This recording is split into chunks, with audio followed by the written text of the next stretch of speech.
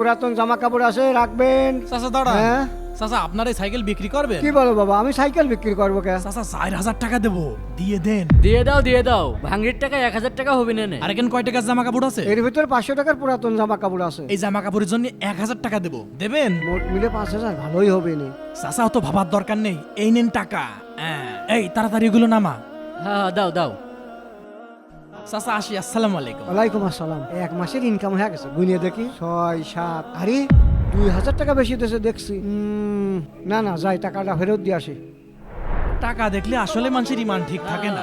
বাবা দাঁড়ান, কি চাচা? আপনি ভুল করে আমার 2000 টাকা বেশি দিয়েছেন। এই নেন আপনার 2000 টাকা।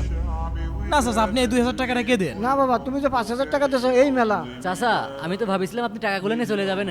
বাবা গরিব হতে পারি কিন্তু বেঈমান না। আসলে চাচা আমরা আপনাকে একটা পরীক্ষা করছিলাম। এই পুরাতন জামা কাপড় আছে, রাখবেন। পুরাতন জামা কাপড়। এত গরম। মুরব্বিটা রোদের ভিতরেও জামা কাপড় বেচছে, আরে কি কষ্ট হয় না কষ্ট। আরে ভাই এসব লোকজনের দেখে মায়া দেখাস না তো, এদের দেখে অসহায় মনে হয় কিন্তু ভিতরে কোনো সততা নেই। তাই ঠিক আছে, তাহলে এখনই পরীক্ষা নিয়ে ফেলি। আর আপনি সেই পরীক্ষায় পাশ করেছেন, এই নিন। এই সাইকেলটাও আপনি রেখে দিন। বাবা এ তুমি কি করছো? আরে এই নেন, এই জামা কাপড় আমাদের কোনো প্রয়োজন নেই। আপনার মতো ইমানদার মানুষের দুনিয়াতে আছে বলেই এই দুনিয়ায় শান্তি আছে। ঠিক আছে বাবা, আল্লাহ তোমাদের ভালো করুক। আসসালামু আলাইকুম। ওয়ালাইকুম আসসালাম। বন্ধুরা, যারা দাদু হুজুরকে ভালোবাসো ভিডিওতে এক্ষুনি লাইক করে দাও।